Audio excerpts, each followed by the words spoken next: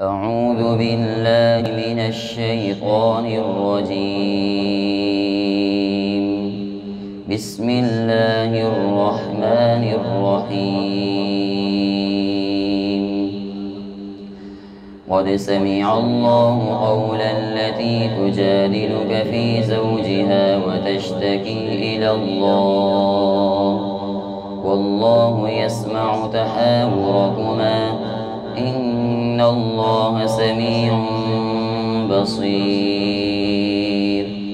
الذين يظهرون منكم من نسائهم ما هن أمهاتهم إن أمهاتهم إلا اللائي ولدنهم وإنهم ليقولون منكرا من القول وزورا وإن الله لعفو غفور. والذين يظهرون من نسائهم ثم يعودون لما قالوا فتحرير رقبة من قبل أن يتماسا ذلكم توعظون به والله بما تعملون خبير. فمن لم يجد فصيام شهرين متتابعين من قبل أن يتماسا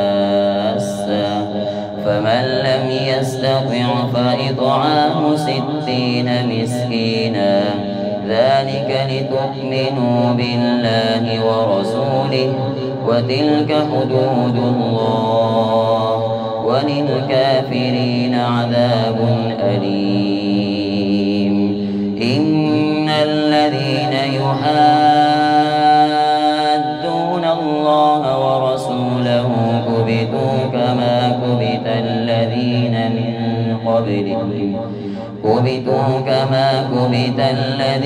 من قبلهم وقد أنزلنا آيات بينات وللكافرين عذاب مهين. صدق الله العظيم.